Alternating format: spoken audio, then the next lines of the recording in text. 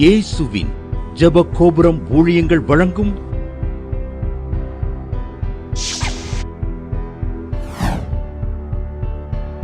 நம்பிக்கையிலே சந்தோஷமாயிருங்கள்.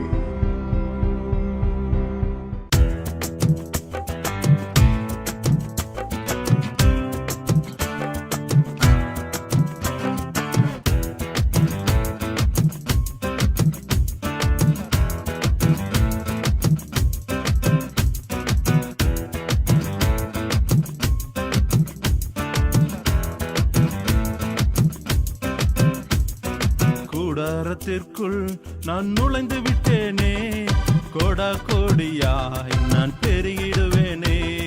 கூடாரத்திற்குள் நான் நுழைந்து விட்டேனே, கோடா கோடியாய் நான் பெருகிடுவேனே.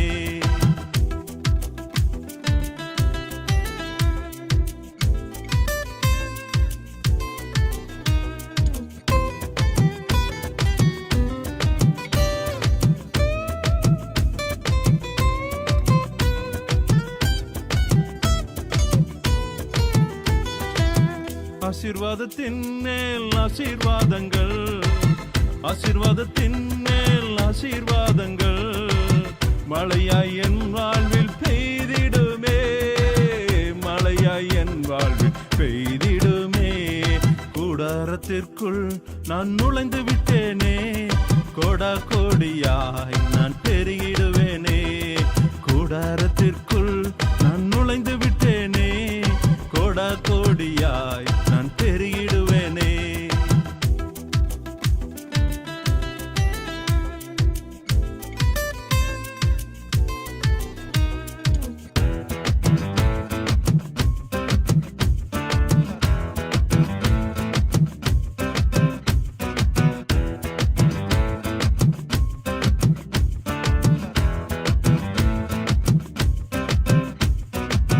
மகிமையின் அபிஷேகத்தால் நிரம்பி விட்டேனே, மகிமையின் அபிஷேகத்தால் நிரம்பி விட்டேனே.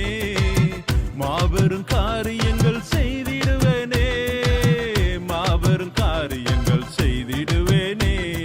கூடாரத்திற்குள் நான் நுழைந்து விட்டேனே, கோடா கோடியாய் நான் பெருகிடுவேனே. கூடாரத்திற்குள் நான் நுழைந்து விட்டேனே, கோடா கோடியாய் நான் பெருகிடுவேனே.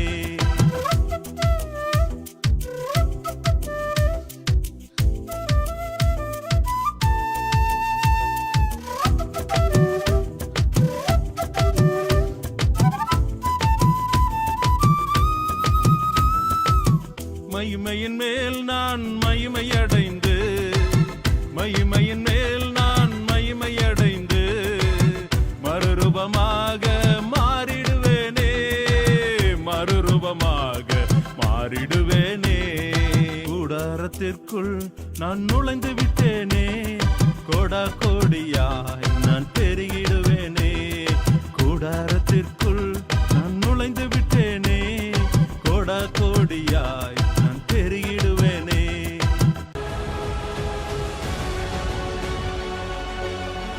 ஒவ்வொரு ஞாயிற்றுக்கிழமை மாலை ஜாய் டிவியில சந்தோஷமாய் இருங்கள் என்ற இந்த நிகழ்ச்சியின் சாட்சியின் வேலைக்கு உங்களை அன்புடன் வரவேற்கிறோம். இந்த சாட்சியில கரூர்ல இருந்து கண்ணம்மாளுங்கிறவங்க எழுதியிருக்காங்க.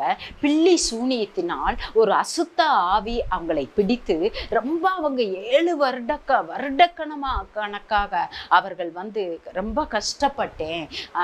இந்த நிகழ்ச்சியை பார்த்த பின்பு அவங்களுக்கு நம்ம ஜெபம் பண்ணினேன், அப்ப அந்த ஆவி நீங்குனதை நான் உணர்ந்தேன் என்று அவர் எழுதியிருக்காங்க. அப்ப நம்முடைய தேவன் எல்லா அந்தகார ஆவிகளையும் அவருடைய கரத்தின் கட்டளைகளுக்கு கீழே அவர் வைத்திருக்கிறார். அவரால் எல்லாம் கூடும். எல்லா மாந்திரிக ஆவியினாலும் சரி, எல்லா அந்தகார ஆவிகளும் அவர் சொற்படி நடக்கும். ஆமென். ஆண்டவராகிய இயேசு கிறிஸ்துவின் நாமத்தினால வாழ்த்துக்களை தெய்வ சமூகத்திலிருந்து உங்களுக்கு கூறுகிறோம். ஒவ்வொரு ஞாயிறும் மாலை 7:30 மணிக்கு ஜாய் டிவியில் நம்பிக்கையிலே சந்தோஷமாக இருங்க நிகழ்ச்சி ஒளிபரப்பப்பட்டு வருகிறது. தொடர்ந்து அநேகர் பார்க்குறீங்க. இந்த புரோகிராம் வருவதற்கு முன்பாகவே யூடியூப்பில் அதை ஏற்றிடுறாங்க. தொடர்ந்து அதுலேயும் நிறைய பேர் பார்க்குறீங்க. கர்த்தருக்கு ஸ்தோத்திரம். இது எங்களுக்கு ரொம்ப தீர்க்க தரிசன செய்தியாக இருக்குன்னு சொல்கிறீங்க. ஆண்டவருடைய நாமம் மகிமைப்படுவதாக. ஏன்னா உலகத்தில் வந்த தீர்க்க தரிசிகளை இயேசு தான் பெரிய தீர்க்க தரிசி. வசனமே தீர்க்க தரிசன வசனம் தான், சரியா? அதனால தான் உங்களுக்கு தீர்க்க தரிசனமாக ஆண்டவர் பேசுகிறார். ஒவ்வொரு வெள்ளிக்கிழமையும் காலையில் 8:15 நம்பிக்கை டிவியில் நம்பிக்கையிலே சந்தோஷமாக இருங்கள் நிகழ்ச்சி ஒளிபரப்பட்டு வருகிறது. அது அநேகருக்கு பிரயோஜனமாக இருக்குது. அதே போல் ஒவ்வொரு வேலைக்கிழமையும் இரவு 8 மணிக்கு ஜாய் டிவி யூடியூப்பில் துதிகாரண ஜெபம் நடக்கிறது. அதுவும் அநேகர் பார்க்குறீங்க, பயனடையுதுங்க. கர்த்தருடைய நாமம் மகிமைப்படுவதாக. ஆனால் இந்த ஊழியங்களுக்கு ஜெபிக்க மறவாதிருங்கள். தேவனால் எல்லாம் கூட பத்திரிகை சுமார் 13 ஆண்டுகளாக அது வெளியிடப்படுகிறது ஒவ்வொரு மாதம். அதுக்கு பல ஆயிரங்கள் தேவைப்படுது. அல்லேலூயா. கர்த்தர் இந்த ஊழியங்களுக்கு, இந்த சுவிசேஷ ஊழியங்களுக்கு உங்களை கொடுக்க ஏவுவாரானால் நாங்கள் டிவிலேயே போடுறோம், பேங்க் நம்பரெல்லாம் போடுறோம், அட்ரஸ் எல்லாம் கொடுக்குறோம். மணி ஆர்டர் பண்ணலாம், பேங்க்கில் போடலாம். ஆகவே அநேகர் கோவில் பிள்ளை கேட்குறீங்க. நீங்கள் கோவில் பிள்ளையிலே அந்த பேங்க் போட்டிங்கன்னா வந்துடும், கண்டிப்பாக வந்துடும். அல்லேலூயா. கர்த்தர் நல்லவர். ஏன்னா என்கிட்ட நான் பட்டன் போர்டு தான் யூஸ் பண்ணுறதுனால தான் கோவில் பிள்ளையை ஃபோனு கொடுத்தா போதுன்னு சொல்கிறாங்க அநேகர். உங்கள் ஃபோன் நம்பர் இதே ஃபோன் நம்பர் தான் நீங்கள் பேங்க்கில் போடுங்க, எனக்கு ஃபோனுக்கு மெசேஜ் வந்துடும் நான் சொல்லுவது உண்டு. அல்லேலூயா. ஜீசஸ். அநேகர் இதை கேட்டு எனக்கு ஃபோன் வாங்கி தரவிட்டான்னு கேட்பாங்க. இருக்குது, ஆண்டோடைய கிருபையெல்லாம் இல்லாமல் இல்லை. வாட்ஸ்அப் நம்பர்லாம் இருக்குது. அல்லேலூயா. ஆனால் இன்னும் அதில் நான் சரியாக யூஸ் பண்ண எனக்கு தெரியலன்னு தான் சொல்லுவேன். சரியாக யூஸ் பண்ண ஆண்டவர் எனக்கு நேரம் தருவாராக. அதை கற்றுக்கொள்ள நேரம் வேணும் எனக்கு. அல்லேலூயா. கர்த்தருடைய நாமம் மகிமைப்படுவதாக. தலையை தாழ்த்தி ஜெபம் பண்ணுவோம். பரலோக பிதாவே, நாங்கள் சோத்திரிக்கிறோம், துதிக்கிறோம். பரிசுத்தானவர் இறங்கும்படியாக ஜெபிக்கிறோம். அல்லேலூயா. இருக்காதாக அறிவாஷே ஊராபாதிகாத இந்த ஆண்டவரே தகப்பனே துதிக்கிறோம். இந்த தேவ செய்திக்கு விரோதமாக எழும்புகிற ஆயுதம் வாய்க்காமல் போவதாக. ஆமேன். வேத வசனம் 100 மடங்கு எங்கள் வாழ்க்கையில் கிரியை நடப்பிப்பதாக. தேவனுடைய ராஜ்யம் பேச்சில் அல்ல, அது பலத்தில் இருக்கிறது, செயலில் இருக்கிறது. ஆமேன். இது அநேகருக்கு இந்த ஜீவ வார்த்தை புரோஜனமாக இருக்கட்டும். இதை கேட்குற ஒவ்வொரு மேலும் பரிசுத்த ஆவியானவர் இறங்குவாராக. இயேசு நாமத்தில் பிதாவே. ஆமேன். இந்த நாள்லையும் கூட செய்தியுடைய தலைப்பு, நிறைவானது வரும்போது குறைவானது நீங்கி போகும். இன்னொருக்க சொல்ல வேண்டுமானால், நிறைவானது வரும்போது குறைவானது ஒளிந்து போகும் இருக்கு. அப்போ நிறைவானது வரும்போது குறைவெல்லாம் ஒளிஞ்சு போயிடுது. என்ன அட்ரஸ் இல்லாமல் போயிடுது. 1 கொரிந்தியர் 13:10. நிறைவானது வரும்போது குறைவானது ஒளிந்து போகும் இருக்கு. சரிங்களா? அழிஞ்சு போகும் குறைவு. நிறைவான தேவன் நம்ம ஆண்டவர் ஒருவர் தான். ஏன்னா பூமி நிறைவு அது யாருடையது? கர்த்தருடையது. சங்கீதம் 24:1 எழுதப்பட்டிருக்கிறது. அதுபோல் பிரசங்கி சொல்கிறாரு, பிரசங்கி எழுதின சாலமோன் ராஜா சொல்கிறாரு, அவர் ராஜா, அந்த தேசத்துக்கே ராஜா, எருசலேம் தேவாலயத்தை கட்டி முடித்தவர் தான். ஆனால் அவர் சொல்கிறாரு, எல்லா வருத்தத்தினால நிறைந்திருக்கிறது இந்த பூமின்றாரு. என்ன அனுபவிச்சாலும் அவருக்கு திருப்தி இல்லை, அங்கே குறைவு இருக்கிறத பார்த்தேங்கிறாரு. குறைவானது எண்ணி முடியாதுன்றார். இதை பார்த்து கொண்டு இருக்கிற அருமையான சகோதரியே, எத்தனை குறைவுகள் இருக்குது. செய்தி கொடுக்குற என்னுடைய வாழ்க்கையிலையும் ஊழியத்திலையும் கூட சில குறைவுகள் இருக்கலாம். நிறைவு வர வேண்டுமானால் குறைவு ஒழிக்கப்படணும், அப்போ தான் நிறைவு வரும் இல்லையா? ஏன்னா பிலிப்பியர் 4:19 சொல்கிறது, தேவன் தாமே உங்கள் குறைவெல்லாம் கிறிஸ்து இயேசு மகிமையில் நிறைவாக்குவார். ஏன்னா அந்த பூமி நிறைவும் இயேசு மூலமாக தான் உண்டாக்கப்பட்டது. அதே யோவான் 1:1, 2-3 வசனங்கள் அப்படி சொல்லுகிறது. ஆதியிலே வார்த்தை இருந்தது, அந்த வார்த்தை தேவனாயிருந்தது, அவர் தேவனோடு இருந்தார், உண்டானதொன்றும் அவரால் எல்லாம் உண்டாகவில்லை. எல்லாம் இயேசுக்காக, அவருக்காக, நமக்காக உண்டாக்கி வைத்தார் இந்த பூமியை தேவன் இல்லையா? சகலத்தை நீங்கள் ஆண்டு கொள்ளுங்கன்னு சொன்னார். மனுக்குலத்தை மட்டுமே அவர் சாயலாக உண்டாக்கினார். ஏன்னா ஆதி மனிதன் பாவம் செய்து தேவமையை இழந்துட்டான், ஆதாம் ஏவாள். அந்த இழந்து போன மகிமையை இயேசு கிறிஸ்து தர இந்த பூமிக்கு வந்தார். அதுதான் உண்மை. அவருடைய மகிமையினால் நிரம்பி இருக்கு இந்த பூமியே, அவருடைய மகிமையினால் நிரம்பி இருக்கிறது. எல்லாம் இந்த பூமியின் ஒரு முனை தொடங்கி என்ன ஒரு முடிவு வரை, உலகம் முடிவு வரை இருக்கிற ஜனங்களெல்லாம் ரட்சிக்கும்படிதான் இயேசு இந்த பூமிக்கு வந்தார். ஏசாயா 53:3 அவர் துக்கம் நிறைந்தவரும் பாடனுவிக்கிறவருமா இருந்தார். ஏன்? நம்ம துக்கத்தை சந்தோஷமா மாற்றும்படிதான் அவர் துக்கமாகிய பல குறைவுகளை சந்தித்தார். மனுஷகுமாருக்கோ தலை சாய்க்க இடமில்ல. கடைசியில் பாருங்க, வஸ்திரத்தை கூட உறிஞ்சாங்கன்னு பார்க்குறாங்க. நமக்காகத்தான் அவர் தருத்திரனாரு, நம்மளை ஐஸ்வர்யங்களாக்கும்படி பாட அனுபவிச்சாரு, குறைகளை அனுபவிச்சாரு. ஏன்? நீங்களாம் நன்றாக இருப்பதற்குத்தான். ஆவிக்குரிய லைஃப்லையும் பொருளாதார வாழ்க்கையிலையும் சரீரப்பிரகாரமான ஆசீர்வாதங்களும் நம்ம பெரும்படி தான் ஆண்டவர் நம்ம குறைகளெல்லாம் சிலுவையில் சுமந்து தீர்த்தார்.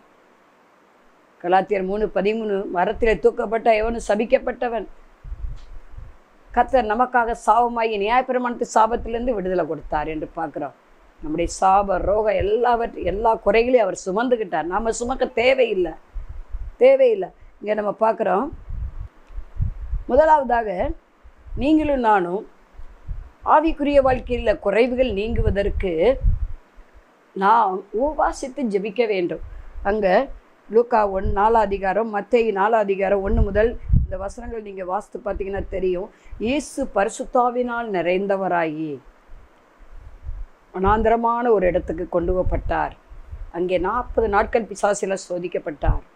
பிசாசு கொடுக்கிற குறைவுகள் நீங்கி நிறைவான அபிஷேகத்தால் நம்ம நிரப்பப்பட்டு தேவ ஆவியினால் நாம் வழிநடத்தப்படுவதற்கு தேவ ஆவியானவரை நிறைவே தருகிறவர். திருத்துவத்தில் பிதா குமாரன் பரிசுத்தாய் 3 ஒன்றாகத்தான் இருக்கிறார்கள். எப்படி ஒரு மனிதனுக்கு ஆவி ஆத்மா சரீரம் ஒரே இதாக இருக்கிறதோ அதே போல தான் பிசாசின் கிரியில் அழிக்கும்படி தேவகுமாரன் வெளிப்பட்டார். 1 யோவான் 3:8 வாசிக்கிறோம். இன்னைக்கு தனக்கு கொஞ்ச காலம் என்று சொல்லி பிசாசானவன் தெரிந்து கொள்ளப்பட்டவர்களை வஞ்சிக்கிறான். அநேக சத்தியத்தை விட்டு விலக்குகிறான். மாம்ச இச்சை, கண்ணின் இச்சை, ஜீவனத்தின் பெருமையை அதிகமாய் கொடுத்து ஆண்டவரை விட்டு வழிவிலக பண்ணி கொண்டு இருக்கிறான். இப்படிப்பட்டதுக்கு இதிலிருந்து நம்ம தப்பு வைக்கப்படுவதற்கு உபவாச ஜெபம் ரொம்ப முக்கியம். இயேசு கிறிஸ்துவே உபவாசம் போட்டு அந்த நாட்களை புசியாது இருந்தான்னு பார்க்குறோம். 40 நாட்கள் என்னமா பிசாசு அவரை சோதித்தான். ஏன் அதெல்லாம் எழுதப்பட்டிருக்கு? நாமும் இந்த உலகத்தில் சாத்தானால் சோதிக்கப்படுவோம். அவர்தாமே சோதிக்கப்பட்டு பாடுபட்டபடினாலே சோதிக்கப்படுகிற யாவருக்கு அவர் உதவி செய்ய வல்லவராக இருக்கிறார். கண்டிப்பாக நமக்கு உதவி செய்வார். அம்போன்னு விட்டுற மாட்டார். சோதனை சகிக்கிற மனுஷன் பாக்கியவான், அவன் சோதிக்கப்பட்ட பின்பு பொன்னாக விளங்குவார். ஆண்டவர் சொன்னார், நீங்கள் விழித்திருந்து, நீங்கள் சோதனைக்கு உட்படாதபடிக்கு விழித்திருந்து ஜெபம் பண்ணுங்கள். அப்போ பிசாசு தருகிற குறைவுகள், அழிவுகள், சேதங்கள் நீங்கி நாம் நிறைவான வாழ்வு கர்த்தரோடு சேர்ந்து வாழ்வதற்கு, கர்த்தரோடு சேர்ந்து ஆளுகை செய்வதற்கு, நாம் எல்லாவற்றையும் சம்பூரணமாய் அனுபவிக்க பெற்றுக்கொள்வதற்கு நிறைவாய். ஒரு சில பேர் சொல்லுவாங்க, எங்களுக்கு எந்த குறை இல்லை, ஆண்டவர் நல்லாவே ஆசீர்வதிச்சிருக்கிறாரு. அவங்க சொல்லுவாங்க, நான் ஒரு டீச்சர் வேலை பார்க்குறேன், ஆனால் ரொம்ப நாட்கள் உபவாசத்தே நான் ஜெபம் பண்ணுவேன், இரவில் பாஸ் பண்ணி ஜெபம் பண்ணுவேன், ஒரு பால் மட்டும் ஏதாவது குடிச்சிட்டு 2 வாழைப்பழம், ஏன்னா நான் பகல்லாம் டியூட்டியில் இருக்கிறேன். அந்த ஜெபம் தான் இன்றைக்கி என் பிள்ளைகள் அமெரிக்காவில் வைத்திருக்குது.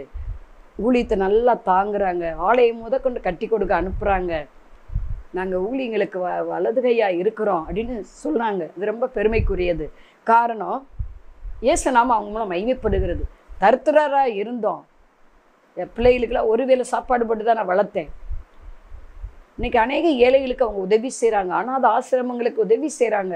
என் பிள்ளைகள் நல்ல நிலைமையில் இருக்கிறாங்க, ஊழியங்களுக்கு பிரயோஜனமாக இருக்காங்க அப்படின்னு சொன்னாங்க. அது இவ்வளோ பெரிய சாட்சி. இது காரணம், அவங்க இந்த சோதனை ஜெயிப்பதற்கு நைட்டு விழித்திருந்து உபவாசி ஜெபம் பண்ணுவாங்க. அவங்க குறையெல்லாம் நிறைவானது. உபவாசி ஜெபித்தா குறைகள் நிறைவாக மாறும். 1. 2வதாக ஞானத்தில் குறைவு. அங்கே யாக்கோபு 1:5 உங்களில் ஒருவன் ஞானத்தில் குறைவுள்ளவனாய் இருந்தால் யாவருக்கு சம்பூரணமாய் கொடுக்கிறவரும் ஒருவரையும் கடிந்து கொள்ளாதவருமாகிய தேவனிடத்தில் கேட்க கடவன், அப்பொழுது அவனுக்கு கொடுக்கப்படும். அங்கே அதிலே 4வது வசனம், நீங்கள் ஒன்றிலும் குறைவுள்ளவர்களாய் இராமல் பூரணராகி நிறைவுள்ளவர்களாய் இருக்கும்படி பொறுமையானது பூரண கிரியை செய்ய கடவுது. நம்ம எந்த வகையிலையும் ஞானத்திலேயோ புத்தியிலேயோ அறிவிலேயோ இல்லை பொருளாதாரத்திலேயோ இல்லை சரீரத்திலேயோ சமுதாயத்திலேயோ நம்ம குறைவாக இருப்பதை ஆண்டவர் விரும்பவில்லை. ஞானத்தில் குறைவாக இருக்கா, ஞானம் போதல்ல, அறியாமனால செஞ்சுட்டேன், தெரியாமல் செஞ்சுட்டேன் அப்படின்னு நம்ம நினைக்கிறோம். தெரியாமல் செஞ்சு ஆண்டவர் மன்னிக்கிறார். ஆண்டவரே, அதுதான் சாலமோன் கேட்குறார், எனக்கு ஞானம் வேணும்னு கேட்குறார். ஆண்டவர் 1000 சர்வாங்கத்தான பள்ளியில் இட்டு அவர் தூங்க போயிட்டாரு. ஆண்டவர் சொப்பனத்தில் தோண்டி நீ விரும்புவதை கேளுன்னு சொல்கிறாரு. நம்ம அப்படி பார்த்து கேட்டால், ஆண்டவர் கேட்டால் என்ன சொல்லுவோம்? நம்மளும் அவன் சொன்னதை ஞானம் வேணும், இந்த திரளான ஜனங்களை சரியாய் நடத்துவதற்கு எனக்கு ஞானம் வேணும்.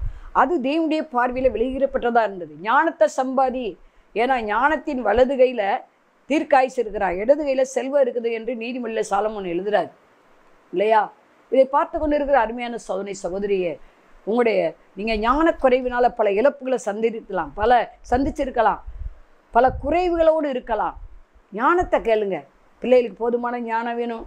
இப்போ அரசாங்க தேர்வு எத்தனையோ முறை எழுதியிருக்காங்க. ஒரு சகோதரி சொன்னாங்க, என் பையன் 5 முறை பேங்க் தேர்வு எழுதிட்டான், போச்சுமா, என் பேங்க்கில் அதிகாரி ஆகணும்னு அவ்வளோ வாஞ்சிக்கிறான். ஏன்? ஞானக்குறைவு. அந்த ஞானத்துக்காக ஜோம் பண்ணுங்க. பாஸானு ஜோம் பண்ணுறோம், ஓகே. ஆனால் ஞானம் வேணும். அதை சரியாய் செய்வதற்கு, பெசல வேலை, சகல வேலையில் யூகித்து செய்வதற்கு தேவ ஆவியினால் நிரப்பினாராம். தானியலுக்குள்ள அந்த விசேஷ ஞானம் இருந்தது, யோசேப்புக்குள்ளே இருந்தது, ஆபிரகாமுக்குள்ளே இருந்தது. ஞானம்தான் முக்கியம். ஞானத்தை சம்பாதி. புத்தி கிட்ட கோவிதி கழுதையை போல இருக்காதேன்னு வேதம் நம்மளை எச்சரிக்கிறது. ஞானத்தில் குறைவாக இருக்கீங்களா? படிப்புலேயோ, வேலையிலேயோ, தொழிலையோ, இல்லை குடும்பத்தை நடத்துவதிலையோ, இல்லை ஊழியத்திலேயோ, எதில் குறைவு காணப்படுகிறது? ஆண்டவரே, இந்த ஜனங்களை தக்க வைக்கிறதுக்கு ஞானம் தாங்க, இந்த ஜனங்களை வழிநடத்துவதற்கு எனக்கு ஞானம் தாங்கப்பா, குறைவாக இருக்கேனேப்பா. ஒத்துக்கிடுவோம் ஆண்டவர் சமூகத்தில். எல்லா வகையிலும் புத்திமானாய் தாவீது நடந்தான். சென்ற இடங்கள்லாம் அவன் பேர் கொடிகட்டி பறந்தது. ஞானமாய் நடந்தான். நீங்களும் நானும் ஞானக்குறைவு நீங்கும்படி ஜெபிப்போம். கர்த்தர் நிச்சயம் அவருடைய ஞானம், மீட்பு, புத்தி அவர்கிட்ட திரளாக இருக்குது. கர்த்தர் ஞானத்தை தருகிறார். அவர் வாயிலிருந்து அறிவும் புத்தி வரும். இதை பார்த்து கொண்டு இருக்கிற அருமையான சகோதரிய, ஞானக்குறைவு ஆண்டவர் நீக்கி நிறைவான ஞானத்தை தருகிறார். 3வதாக விசுவாச குறைவு. விசுவாசம் இல்லாமல் தேவனுக்கு பிரியமாக இருப்பது கூடாத காரியம். 1 தெசலோனிக்கர் 3:10, உங்கள் முகத்தை கண்டு உங்கள் விசுவாசத்தின் குறைவுகளை நிறைவாக்கும் பொருட்டு இரவும் பகல் மிக வேண்டிக் கொள்கிறோம். பவுல் சொல்றாரு தெசலோனிக்கே சபைக்கு.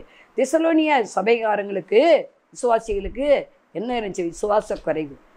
விசுவாசம் இல்லாமல் தேவனை பிரியப்படுத்த முடியாது. பிசாசு விசுவாசத்துல கை வைப்பான் பாருங்க. ஆகவே ஆண்டவரே, எனக்கு விசுவாசம், இந்த காரியத்தில் எனக்கு விசுவாசம் இல்லாமல் இருக்குது. அதனாலே சீசர்கள் சொன்னாங்க, ஆண்டவரே எங்களை விசுவாசத்தை வர்த்திக்க பண்ண வேண்டும்னு ஜெபிச்சாங்க. ஆண்டவர் சொன்னார், கடுகளவு விசுவாசம் உங்களுக்கு இருந்தா இந்த காட்டுத்தி மரத்தை பார்த்து நீ வேரோடே பிடுங்கப்பட்டு கடலில் நடப்படுவா என்று சொன்னால் அது அப்படியே விழுகும். இந்த மலையை பார்த்து பெயர்ந்து விழுகுனா விழுகும். கடுகளவு விசுவாசம் சொல்கிறாரு. இந்த கடுகளவு விசுவாசத்தை எனக்கு தாங்கப்பா. விசுவாசத்தை, ஏன்னா 12ஆம் அதிகாரம் எபிரேயர் 1, 2, 3 இப்படி சொல்லுகிறது. விசுவாசத்தை தொடங்குறவரும், அதாவது மேகம் போன்ற திரளான சாட்சிகள் நம்மை சூழ்ந்து கொண்டே இருக்க, விசுவாசத்தை தொடங்குறவரும் முடிக்கிறவர் யாரு? அவர் தான். விசுவாசம் என்பது வரங்கள், 9 வரத்தில் ஒரு வரம். அதே போல் 9 கனிகளில் ஒன்று. இது ஆண்டவர் தான் நமக்குள்ளே வைக்கணும், இயேசுதான் செய்யணும். மாம்ச விசுவாசம் எப்படின்னா கண்டு விசுவாசிக்கும். ஆவிக்குரிய விசுவாசம் காணாமல் விசுவாசிக்கும். ஆகவே காணாமல் விசுவாசிக்கிற அந்த ஆவிக்குரிய விசுவாசம் என்னை நிரப்புங்கப்பா. கண்டு விசுவாசிப்பதை பார்க்கல காணாமல் விசுவாசிக்கிறது பாக்கியவான்கள். தோமாவா நம்ம இருக்கக்கூடாது. காணாமல் விசுவாசிக்கிற அந்த ஞானத்தை, அந்த விசுவாசாவினால் நிரப்புங்க. நம்ம ஜெபம் பண்ணா அந்த விசுவாச உலகத்தையே ஜெயிக்கும். அடுத்து 4வதாக பொருளாதாரத்தில் மிகுந்த நலிந்த ஒரு முறை. இன்னைக்கு பொருளாதாரம் முக்கியப்படுகிறது, தேவைப்படுகிறது. எல்லா உலக நாடு அளவில் பெரிய பஞ்சம் வரப்போது, பொருளாதாரம் வீழ்ச்சி. பார்த்துருப்பீங்க யூடியூப்பில், அமெரிக்காவில் எத்தனையோ பேங்க் திவாலாயிடுச்செல்லாம் போடுறாங்க, பார்க்குறோம் இல்லையா? ஆகவே அப்போ பொருளாதாரத்தில் வீழ்ச்சி வராமல் கொஞ்சமாக இருந்தாலும் அதை பழுகி பெருக பண்ணுவதற்கு நாம் செய்ய வேண்டியதெல்லாம் யோவான் 2:3 எழுதப்பட்டிருக்குது. திராட்சரசம் குறைபட்ட போது மரியாள் என்ன சொல்கிறார்?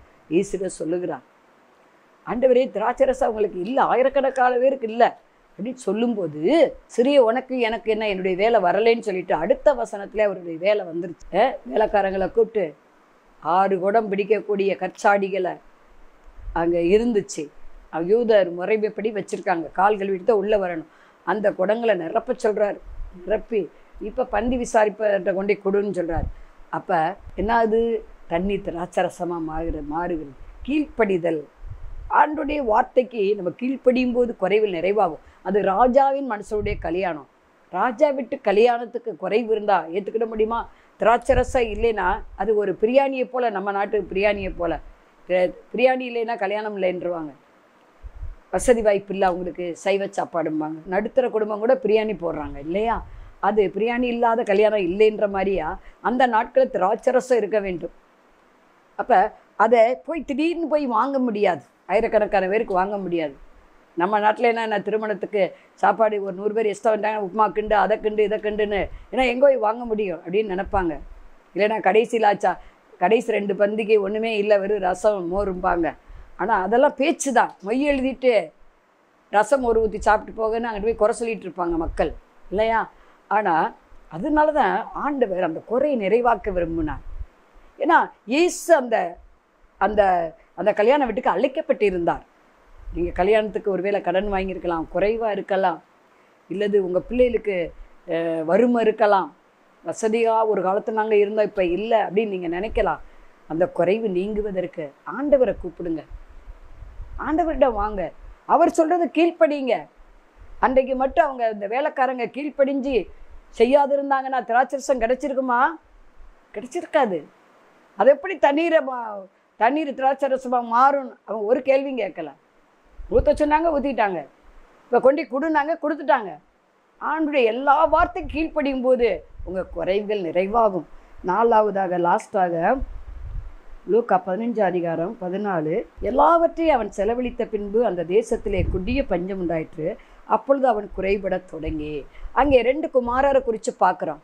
கெட்ட குமாரன், நல்ல குமாரன். அந்த பெரிய குமாரன் அவன் தகப்பனோடையே தான் இருக்கிறான், அவன் எங்கேயும் போல, அவர் கீழ்ப்படிச்சிருக்கிறான். இந்த சின்னவன் என்ன செய்ய, அவன் துன்மார்க்கமாக ஜீவனம் பண்ணுவதற்காக இஷ்டத்துக்கு விடப்பட்ட பிள்ளையாய் இருக்கும்படி அவன் தன்னுடைய பங்கு விகிதத்தை கேட்குறான். உடனே என்ன செஞ்சான், தகப்பன் அதை பிரித்து கொடுத்து விட்டான். பங்கு விகிதத்தை வாங்கி கொண்டு தூர தேசமாக போய் துன்மார்க்கமாக செலவழிச்சிட்டான். குடிக்க வெறிக்க. கடைசியில் அவனுக்கு சாப்பாட்டுக்கு கூட காசு இல்லை, தலைக்கு எண்ணெய் இல்லை, வஸ்திரம் இல்லை. பன்னி வளர்க்கிற பன்னி விற்பனையாளர்கிட்ட போய் என்ன செய்யறான், வேலைக்கு செய்கிறான். அங்கே அவனுக்கு பன்றி தவிடு தான் கொடுக்கப்படுகிறது. அது கூட கொடுக்க மனசுலேன்னு இருக்கு பைபிளில் பாருங்க. பசியும் பட்டினியுமா சாகுறான். அப்போதான் அவனுக்கு புத்தி வருகிறது. அவன் என் தகப்பன்ட்ட எத்தனையோ வேலைக்காரங்க இருக்காங்களே, எல்லாரும் நல்ல வசதி வாய்ப்பா கோட்டர்ஸ் கட்டி கொடுத்துருக்காரு எங்கப்பா, எல்லாரும் வசதி வாய்ப்பா கார் வாங்கி கொடுத்துருக்காரு, வேலைக்காரங்களுக்கு எல்லாம் வாங்கி கொடுத்துருக்காரு, வசதி வாய்ப்பா நல்லா இருக்காங்க, நான் ஏன் இப்படி கஷ்டப்படணும்? அப்போதான் அவனுக்கு புத்தி வருது. புத்தி தெளிந்து எழுதப்பட்டிருக்கிறது. தன் தகப்பன் நோக்கி வந்தான். உடனே அந்த தகப்பன் ஓடி போய் தன் குமாரன் திரும்பி வந்ததை பார்த்து ஓடி போய் நல்லா அவன் ஆவி கட்டி கொண்டு முத்தமிட்டு, என் குமாரனாய் இவன் காணாமல் போனான், திரும்ப காணப்பட்டான்னு சொல்லி அவனுக்காக கொளுத்த கன்று அடிக்கப்படுகிறது. விருந்து கொண்டாட்டம் பாருங்க. இது எதை குறிக்கக்கூடியதா இருக்கிறது? நீங்க எந்த காரியத்துல விழுந்து போனீங்க? என்னம்மா ஜோமணி என்ன பண்ண, சர்ச்சுக்கு போய் என்ன பண்ண? ஆமாம், நம்மளும் கொடுத்துக்கிட்டு தான் இருக்கோம். எங்கே நமக்கு நடக்குது? ஆண்டவர் எங்கே வீடு கொடுத்துருக்காரு, எங்கே கார் கொடுத்துருக்காரு? ஒருவேளை இப்படி முறுமுறுக்காதீங்க. தொடர்ந்து இடைவிடாமல் ஜெபம் பண்ணுங்க, தொடர்ந்து தேவனை பின்பற்றுங்க. இந்த தேவன் சதா காலங்கள் நம்முடைய தேவன். இவர் மரண பரியந்தம் நம்மை நடத்துவார். ஆண்டவரை தேடுவோருக்கு ஒரு நிமிடம் கூட குறைபடாது. சங்கீதம் 34:10 சொல்லுகிறது. இதை பார்த்து கொண்டு இருக்கிற அருமையான சகோதரியே, எந்த காரியத்தில் நீங்கள் வழி தவறி போனீங்க, திரும்ப ஆண்டவரை அதிகமாய் தேடுங்க. அவரை விட்டு போகாதீங்க. அவரை விட்டு விட்டு அவர் நம்ம விட்டு விடுவார். பாருங்க எப்படி அந்த கெட்டகுமாரன் தகப்பன் நோக்கி வந்து இழந்து போன எல்லாவற்றையும் திரும்ப அந்த குறைவெல்லாம் அவனுக்கு நிறைவானதோ, எவ்வளோ நமக்கு எப்படிப்பட்ட குறைவும் இயேசு நாமத்தில் நீங்கும். நம்ம நிறைவான பலன் நமக்கு உண்டு. ஜெபம் பண்ணுவோம். பரலோக பிதாவே, நாங்கள் துதிக்கிறோம். நிறைவானது வரும்போது குறைவானது ஒளிந்து போகும், அது எல்லாமே போயிடும். எல்லாவற்றால் நிரப்புகிறவரே, இதை பார்த்து கொண்டு இருக்கிற ஒவ்வொருவருக்கும் என்ன குறையும்? குழந்தை இல்லாத குறையா இருக்கலாம், ஆண்டவரே வேலை இல்லாத குறையா இருக்கலாம், ஜெபம் பண்ண முடியாத குறையா இருக்கலாம், பைபிள் படிக்க முடியாத குறையா இருக்கலாம், வீட்டில் ஒற்றுமை இல்லாமல் இருக்கலாம், கீழ்ப்படியலை பிள்ளைன்னு சொன்னதை கேட்கல அப்படின்னு ஒரு குறைவு இருக்கலாம். சரீரத்தில் வியாதி, பலவீனம், சுகர் குறையாமல் இருக்கலாம், ஒரு வேளை ப்ரெஷர் குறையாமல் இருக்கலாம், அல்லேலூயா, நோய் குறையாமல் இருக்கலாம். இதெல்லாம் இயேசு கிறிஸ்துவின் நாமத்தினால நீங்கி போவதாக. சுக பலன் ஆரோக்கியம் ஒவ்வொருவருக்கும் உண்டாவதாக. நித்திய ஜீவன் உண்டாவதாக. ஓரி பௌதகரி பாத கரில்கா ஓராபா சபதி கபாபலாபரபா. ஆவியானவர் இறங்குறார். இதோ வீட்டுக்காக ஜெபம் பண்ணுறீங்க. எனக்கு ஒரு வீடு, சொந்த வீடு கர்த்தர் தரணும். வாடகை வீட்டு அடிமைத்தனத்திலே இருக்கிறேன், வாடகை கொடுத்தே ஓஞ்சி போயிட்டேன்னு சொல்கிறீங்க. கர்த்தர் உங்களுக்கு ஒரு வீடை கட்டுகிறார். ஒரு நிலம் கூட இல்லை, கையளவு நிலம் கூட இல்லைன்னு நினைக்கிறீங்க இடம். கர்த்தர் உங்களுக்கு அலையில விசாலமுள்ள இடத்த சொந்தமாக வாங்க வைக்க போகிறார். அலையிலோயா கதகராபா ஓராபா ரிகபி ஆக்கர கதிகாபாபா ஓராபா லீபா. ஜெபம் பண்ணவே முடியலை, பார்த்துக்கிட்டு இருக்கீங்க. கர்த்தர் அந்த குறைவை நீக்கி போடுகிறார்.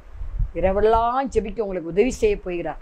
அலையிலோயா ஓராபா ரிகபி இல்லபரபா ரிகாபுதாகரிபா சேபை கல்ககா. எல்லாத்தையும் இழந்து நிற்கிறேன், நான் நம்பின மனிதர் என்னை கைவிட்டாங்கன்னு கதறி அழுகுறீங்க. அலையில் நம்பிக்கை துரோகம் பண்ணிட்டாங்கன்னு சொல்கிறீங்க. கர்த்தர் உங்களை சேர்த்து கொள்ளுகிறார். உங்களுடைய வழிகள் கர்த்தருக்கு பிரியமாக இருந்தால் சத்துருக்களாய் காணப்படுகிற ஒவ்வொருவர் வந்து உங்களோடு சமாதானம் பண்ணுவார்கள் என்று சொல்லுவதற்கா நன்றி. இயேசு கிறிஸ்து நாமத்தில் சுவாசத்தோடு சத்திரத்தோடு ஜெபிக்கிறோம் ஜீவன நல்ல பிதாவே, ஆமென். அன்பானவர்களே, அதிசய கல்வாரி ஊழியங்கள் மூலம் ஒவ்வொரு மாதமும் தேவனால் எல்லாம் கூடும் பத்திரிகையை நாங்கள் வெளியிடுகிறோம். தேவ சமூக பாடல்கள் DVD, ACD இந்த பாடல்களை நாங்கள் வெளியிடுகிறோம். அதிசய கல்வாரி ஊழியம் இது தீர்க்க தரிசன ஜெப ஊழியமாக நடைபெறுகிறது. இந்த ஊழியங்களுக்காக ஜெபிக்க, காணிக்கையை அனுப்ப தாங்க மறவாதிருங்கள். ஜெபிக்கிற, கொடுக்கிற, உழைக்கிற உங்கள் ஒவ்வொருவரையும் ஆண்டவர் தாமே ஆபிரகாமை ஆசீர்வதித்தது போல சகல விதத்திலும் உங்களை ஆசீர்வதிப்பாராக. ஆமென். அன்பிற்குரியவர்களே, இந்த ஊழியத்தை உங்கள் காணிக்கைகளால் தாங்குபவர்களின் கவனத்திற்கு